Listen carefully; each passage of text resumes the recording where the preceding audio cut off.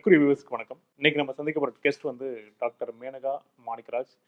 இவங்கள நீங்க வந்து கடந்த வாரம் ஒளிபரப்பான நீயா நானால பார்த்துருக்கலாம். பை ப்ரொஃபஷன் இவங்க வந்து பீடியாட்ரிக் டென்டிஸ்ட். அது இல்லாம ஒரு 10 வருஷத்துக்கு மேல வந்து ஸ்க்ரீன் அடிக்ஷன் அதுலேருந்து எப்படி மீள்றது அப்படின்னு சொல்லி ரொம்ப ஒர்க் பண்ணிட்டு இருக்காங்க. நான் இங்க இருக்கிறவங்க கிட்ட கேட்குறேன். இன்னைக்கு மட்டும் உங்க ஃபோன்ல எவ்வளோ நோட்டிஃபிகேஷன்ஸ் வந்திருக்கும் உங்களுக்கு? 6 யூஸ்ஃபுல்லான நோட்டிஃபிகேஷன்ஸுக்காக 294 நோட்டிஃபிகேஷன் யூஸ்லெஸ் நோட்டிஃபிகேஷன்ஸை நம்ம கன்சியூம் பண்ணியிருக்கோம். அப்போ ஃபர்ஸ்ட் நம்ம என்ன பண்ணணும்னா நோட்டிஃபிகேஷன்ஸை ஆஃப் பண்ணணும். என்னோட சைலண்ட் ஹைஜாக் அப்படிங்கிற அந்த ப்ரோக்ராம் வந்து 2014 ஸ்டார்ட் பண்ணேன். ஸோ அது ஒரு டைம் பண்ணுறப்போ இப்போ ஒரு ஆல்மோஸ்ட் 200 முடிச்சாச்சு செஷன்ஸு. நான் ஸ்டார்ட் பண்ணுறதே இந்த கதையில இருந்தான். ஏன்னா இந்த கொஷின் தான் எல்லாத்துக்கும் தோணும், இவங்களுக்கும் இதுக்கும் என்ன சம்மந்தம் அப்படின்னு சொல்லி. என்னென்னா சின்ன குழந்தையிலேருந்தே அப்பா வந்து ஹிந்து நியூஸ் பேப்பரில் வந்து அந்த கிராஸ்வேர்ட் பண்ணுமா, அது வந்து ரொம்ப யூஸ்ஃபுல்லாக இருக்கும். நான்லாம் வந்து தமிழ் மீடியத்தில் தான் படித்தேன். ஆனால் என்னோட இங்கிலீஷ் வந்து இம்ப்ரூவ் ஆனதே வந்து இந்த கிராஸ்வேர்டெல்லாம் அடிக்கடி பண்ணி தான் பண்ணுன்னு சொல்லிகிட்டே இருப்பார். நான் வந்து கண்டுக்கவே இல்லை. அப்புறம் இங்கே வந்துட்டு படிக்கிறப்போ சென்னையில் படிச்சுட்டு இருந்தப்போ இன்டர்ன்ஷிப்பில் கொஞ்சம் ஃப்ரீ டைம் கிடைக்கும் நமக்கு, பிகாஸ் எக்ஸாம்ஸ் இருக்காது. ஸோ அந்த டைமில் தோணுச்சு, சரி அப்பா இவ்வளோ நாளாக சொன்னாங்க ட்ரை பண்ணி பார்க்கலாம் அப்படின்னு சப்ஸ்கிரிப்ஷன் வாங்கிட்டு டெய்லி பண்ண ஆரம்பித்தேன். அது வந்து பண்ண ஃபஸ்ட்டு இனிஷியலாக ரொம்ப கஷ்டமாக இருந்த மாதிரி இருந்தது. ஒரு 20-30% கூட பண்ண முடியாது. போக போக பார்த்தீங்கன்னா நல்லா ஓரளவுக்கு 70-80% முடிக்கிற அளவுக்கு வந்துருச்சு. அது ஒரு ஹேபிட் மாதிரி, ஒரு ரிச்சுவல் மாதிரி ஆயிடுச்சு. டெய்லி அதை பண்ணணும், அடுத்த நாள் இது பார்க்கணும் அப்படின்னு. ஸோ இது பண்ணிட்டு இருந்தேன். அப்புறம் இன்டர்ன்ஷிப் முடிச்சுட்டு கோயம்புத்தூர் போயிட்டேன். எங்கள் ஊர் கோயம்புத்தூருங்க. அங்கே போயிட்டு ஒரு 3 months கேப் நடுவில் பிட்வீன் யூஜி அண்ட் பிஜி. அந்த டைமில் வந்து ஐ ஹேட் மை டெஸ்க்டாப், அந்த காலத்து டயல்-அப் கனெக்ஷன். அதில் வந்து கொஞ்சம் ரிசர்ச் பண்ணிட்டு இருந்தேன், என்ன படிக்கலாம் அப்படின்னு சொல்லி. சர்ச் என்ஜின்ஸ் அப்போ இருந்த சர்ச் என்ஜின்ஸில் யூஸ் பண்ணிட்டு இருந்தேன். ஆல்சோ சேட் பிளாட்ஃபார்ம்ஸ் அப்போவே இருந்துச்சு. I'm talking about 2002-2003. சரிங்களா, லாங் பேக். ஸோ பண்ணிவிட்டு பிஜி சீட் கிடச்சிருச்சு. தாவன்கிரி போயிட்டேன் நான், இந்த கர்நாடகாவில். அங்கே போய் ஃபஸ்ட்டு வீக்லேயே வந்து என்னோட பேட்ச்மேட் ஒருத்தவங்க ஜாயின் பண்ணாங்க. பண்ணிவிட்டு எதேச்சியாக வந்து பேசுகிறப்போ, மேனகா நீ வந்து ஹிந்து கிராஸ்வேர்ட் ட்ரை பண்ணியிருக்கியா அப்படின்னு கேட்டாங்க. எனக்கு திடீர்னு நம்ம 3 மாதமாக பண்ணலையே, எனக்கு சூப்பராக வரும், நாளையிலேருந்து பண்ணலாம் அப்படின்னு சொல்லிட்டு வாங்கினேன். திருப்பி சப்ஸ்கிரைப் பண்ணி அடுத்த நாள் வந்து எடுத்து வச்சு பார்க்குறேன். I am ready to show off to my friend. Actually நான் வந்து சூப்பராக பண்ணுவேன் அப்படின்னு பார்த்து க்ளூ படிக்கிறேன் அப்படின்னு, அக்ராஸ் அப்படின்னு ஃபஸ்ட்டு க்ளூ படித்த உடனே அப்படியே பிளாங்க். என் கண்ணு முன்னாடி Google it. That's all I could see. அந்த 3 மாதம் வந்து பை யூஸிங் சர்ச் என்ஜின், அதுவும் ஜஸ்ட் ½ an hour. இன்னைக்கு இதுக்கும் அதுக்கும் நம்ம கம்பேரே பண்ண முடியாது ஆக்சுவலாக. அது வந்து என்னோட ஒரு யுரேக்கா மொமெண்ட்னு சொல்லுவேன். அப்போ தான் எனக்கு வந்து என்னடா, இப்போ கொஞ்ச நாள் முன்னாடி வரைக்கும் நம்ம வந்து ஈஸியாக பண்ணிட்டு இருந்தோம். நம்ம மூளை வந்து அதை வந்து ப்ராசஸ் பண்ணி, அந்த க்ளூவை ப்ராசஸ் பண்ணி சொல்யூஷன் கொண்டு வந்துட்டு இருந்தது. கொஞ்ச நாளில் வெறும் ஒரு அரை மணி நேரம் யூசேஜில் நம்ம மூளை வந்து இதில் வந்து நியூரோ சயின்ஸில் வந்துன்னு இதுக்கு பாத் ஆஃப் லீஸ்ட் ரெசிஸ்டன்ஸ் அப்படின்னு சொல்லுவாங்க. அதாவது என்னென்னா, பாத் ஆஃப் லீஸ்ட் ரெசிஸ்டன்ஸ் அது அந்த ஈஸியாக எப்படி வந்து ஒரு பாறையில் மழை வர வர வர அது வந்து ஒரு இது இப்போ எவ்வளோ ஒரு 1000 ஆண்டுகளுக்கு அப்புறம் அங்கே மழை பெஞ்சாலும் அதில் தான் போகும் இல்லையா, அந்த மாதிரி கார்வ் அவுட் ஆகிடும் நம்ம மூளையில் இந்த சில பார்ட்ஸ், ஒரு நியூரானுக்கும் இன்னொரு நியூரானுக்கும். அந்த மாதிரி வந்து அது நம்ம மூளைக்கு வந்து எது குவிக்காக முடியுமோ அது அந்த சைடுக்கு தான் போகும். That's called path of least resistance. So அப்படி ஆகுது. அப்படின்னா என்னென்னா, நம்ம சுய மூளையை நம்ம வந்து யூஸ் பண்ணுறது இல்லை. வேற யாரோ யோசிச்சு வச்சது, வேற யாரோ கண்டுபிடிச்சதை நம்ம ஆன்சர் பண்ணுறமே தவிர நம்ம மூளையை நம்ம யூஸ் பண்ணல. It's just like your muscle, right? Any muscle நம்ம யூஸ் பண்ணாதான் அது க்ரோ ஆகும். அதே மாதிரி தான் நம்ம மூளை. நம்ம வேற so that was my Yureka moment. அப்போ இருந்தானா, அப்போ சுத்தமாக ரிசர்ச் கிடையாது, ஜீரோ இல்லைங்களா. அப்போ போய் நான் வந்து இன்டர்நெட் நல்லது இல்லை அப்படின்னு சொல்லி சொன்னேன்னா எல்லாரும் என்ன ஒரு மாதிரி பார்ப்பாங்க. ஏன்னா அப்போ இருந்தே நான் வந்து இதை பற்றி கொஞ்சம் ரிசர்ச் பண்ண ஆரம்பித்தேன். But 2007 I became a mother. என் பொண்ணு பிறந்தப்போ தான் இப்போ வந்து நான் வீட்டில் வந்து டிவியெல்லாம் வைக்க போகிறதில்ல, ஃபோன்லாம் கொடுக்க போகிறதில்ல அப்படின்னு சொல்லி சொன்னப்போ பார்த்தீங்கன்னா, எல்லாருமே வந்து நீ என்ன டிஃப்ரெண்ட்டாக வளர்ப்பியா, உங்கள் குழந்தைங்க வந்து தேல் பி லெஃப்ட் அவுட்டு, அவங்களால கோப் அப் பண்ண முடியாது அப்படின்லாம் நிறைய சேலஞ்சஸ் சொன்னாங்க. ஸோ மெயினாக ஆஸ் அ மதர் தான் வந்து நான் இதுக்குள்ளே டீப்பாக இறங்குனது. So first of all as a community, இது வந்து கண்டிப்பாக தனி ஒரு பேரண்ட்டோட ப்ராப்ளமோ டீச்சரோட இப்படி சொல்லவே முடியாது. நம்ம கல்ச்சுரலி நம்ம ஹோல் சொசைட்டியோட ப்ராப்ளம் இது.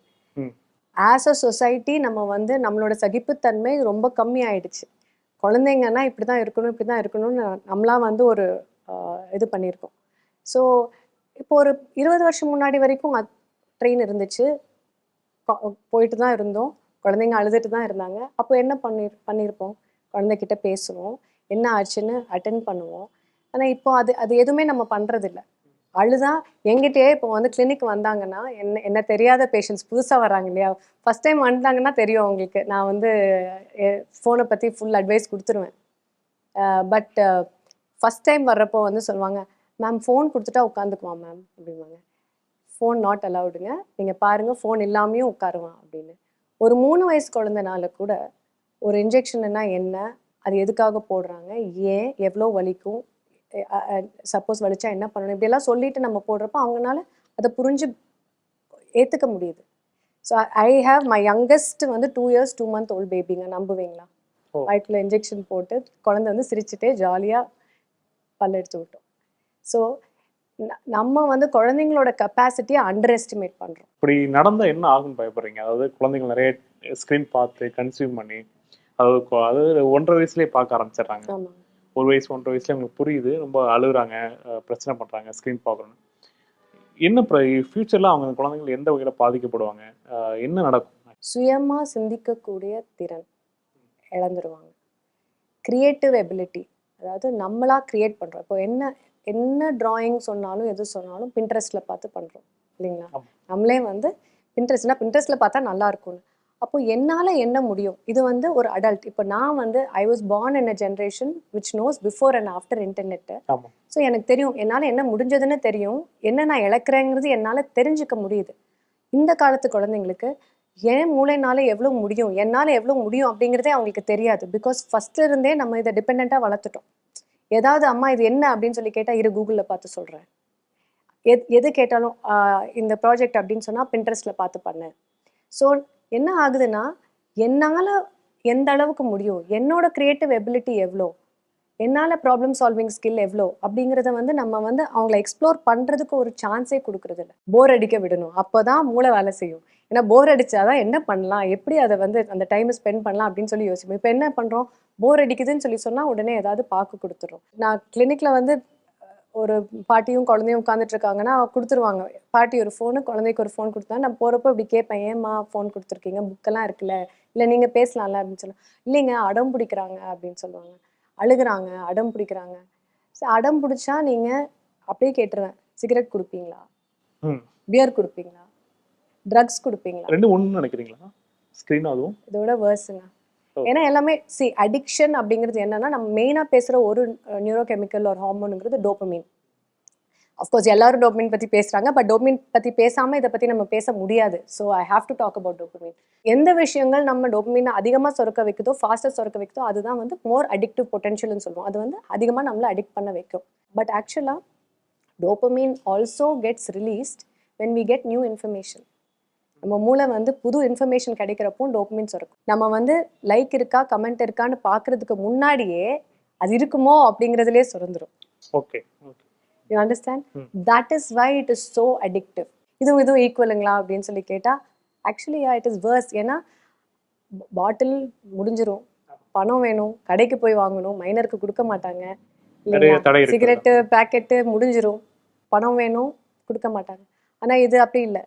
விதவிதமாக வீட்டில் எல்லாம் ஒரு டேப்லெட், ஒரு ஐஃபோன், ஒரு லேப்டாப், ஒரு ஃபோன், ஒரு டிவின்னு நிறைய டிவைசஸ் ஃப்ரீயாக இருக்குது. இது இல்லாமல் எப்படி இப்போ எல்லாம் நீங்கள் வந்து சொல்கிறது வந்து மாதம் இதை கன்சியூம் பண்ணுறாங்க. நீங்கள் வீட்டுக்கு போனீங்கன்னா எல்லாம் இத்தனை ஸ்க்ரீன்ஸ் வீட்டுக்குள்ளே இருக்குது.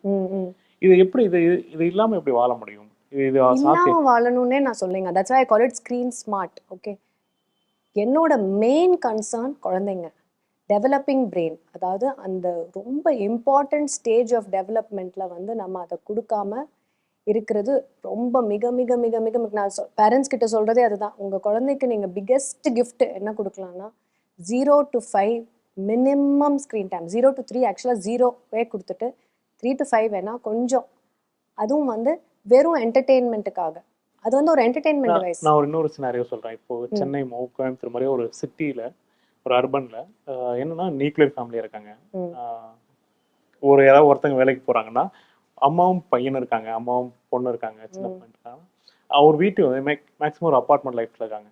1 BH 2 BHல வாழ்ந்துட்டு இருக்காங்க மேக்ஸிமம் நம்ம பீப்புள். அப்படின்னா அவங்க எப்படி அந்த குழந்தைய வந்து காலிலேருந்து நைட் வரையும் எப்படி வந்து என்கேஜ் பண்ணிகிட்டே இருக்க முடியும்? இது வந்து ப்ராக்டிக்கலாக சாத்தியம் இல்லாத மாதிரி இருக்கு. வந்து ஈஸியான விஷயமே கிடையாது. அதை ஃபஸ்ட்டு நான் வந்து கண்டிப்பாக ஒத்துக்கிறேன். அதாவது இந்த ஜென்ரேஷன் குழந்தைங்க ரொம்ப ரொம்ப பாவம் ஆக்சுவலாக. ஏன்னா வந்து எனக்கு இருந்த மாதிரி விட 1000 டைம்ஸ் மோர் டிஸ்ட்ராக்ஷன்ஸ் இருக்குது அவங்களுக்கு. அதுலேருந்து அவங்க வந்து செல்ஃப் கண்ட்ரோல் வச்சு பண்ணணும்னா ரொம்ப கஷ்டம். அதே மாதிரி இந்த காலத்து பேரண்ட்ஸுக்கும் ரொம்ப கஷ்டம். பிகாஸ் நிறைய பேரண்ட்ஸ் ஒர்க்கிங்காக இருக்காங்க. நீங்கள் சொன்ன மாதிரி அர்பன் இதில் வந்து it is difficult. But the larger question, larger good என்னன்னு நம்ம கேட்டுட்டோம்னா வி வில் ஃபைண்ட் வேஸ். வேறு வழி இல்லைங்க. அதாவது இப்போ நிறைய பேர் இப்போ ஹோம் ஸ்கூலிங் பண்ணுறாங்க, இந்த மாதிரிலாம் பண்ணுறாங்க இல்லைங்களா? அதே மாதிரி நம்ம we have to look at ways. இப்போ நானும் I was a working mother தான். எப்போல்லாம் ஃப்ரீ டைம் கிடைக்குதோ அப்போல்லாம் வந்து வெளியே கூட்டிகிட்டு போயிடுவேன் வாக்கிங். சும்மா வெளியே ரோட்டில் பக்கத்தில் இருக்கிற பார்க்கு, பக்கத்து வீட்டுக்கு. இன்னொன்று வந்து நிறைய நமக்கு வேண்டியவர்கள் நம்ம ரிலேட்டிவ்ஸ் முதல்லலாம் எப்படி இருந்தோம், ஃப்ரெண்ட்ஸ் வீட்டுக்கு அனுப்புவோம், ரிலேட்டிவ்ஸ் வீட்டுக்கு. இப்போ வந்து எல்லா பேரண்ட்ஸும் என் குழந்தை எங்கள் வீட்டு ரூல்ஸ் இப்படி தான், அவங்க வீட்டில் வேறு மாதிரி, அதனால நான் அனுப்ப மாட்டேன் அப்படின்னு சொல்கிறாங்க. கிராண்ட் பேரண்ட்ஸ்கிட்டயே வந்து ஸோ ஒரு ஃபஸ்ட்டு வந்து அந்த ஒரு ஃபேமிலிக்குன்னு ஒரு சர்டன் பேசிக் அக்ரிமெண்ட்ஸ் இருக்கணும், ஒரு ரூல் ஒரு பவுண்ட்ரிஸ் மாதிரி இருக்கணும்.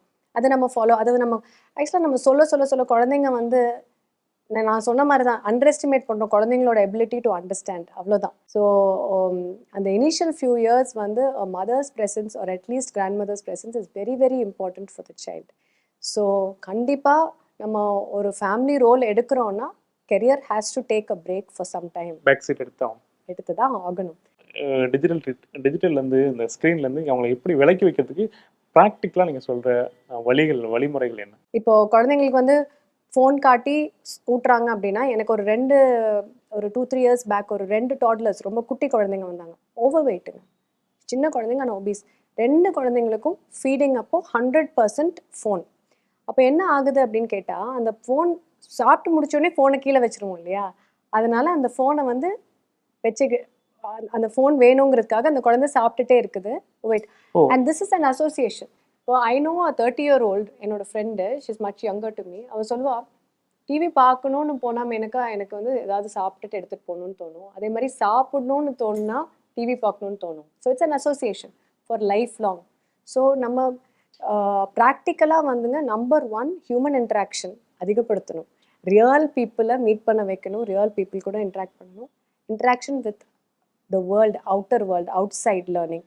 மண், கல், மரம், செடி, கொடி, இந்த மாதிரி வெளியே கூட்டிகிட்டு போகணும் குழந்தைங்கள. ஃபிசிக்கல் பாடியை யூட்டிலைஸ் பண்ண வைக்கணும் நம்ம. No phones in the bedroom.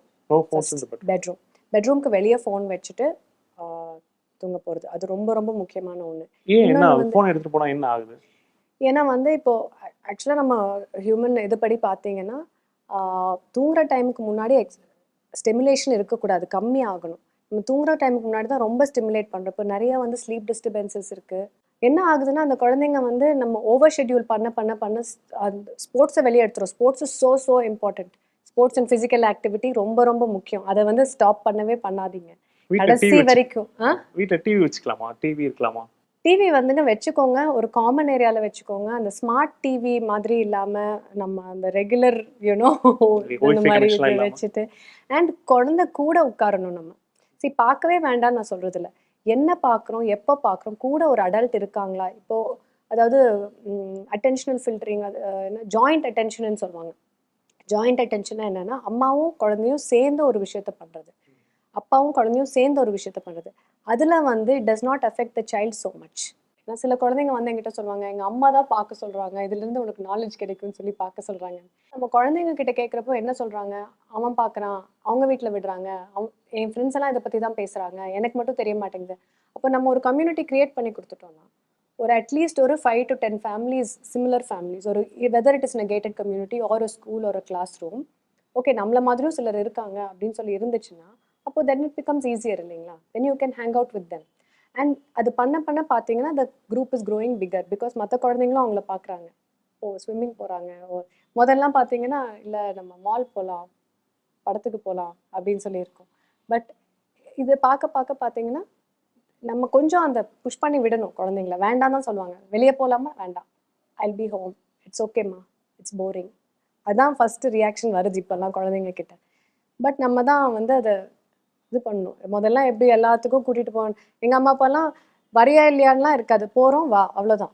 அந்த மாதிரி தான் நான் பண்ண சொல்கிறேன் பேரண்ட்ஸை. So through this I hope this will go to a wider audience and a bigger ஆடியன்ஸுங்க.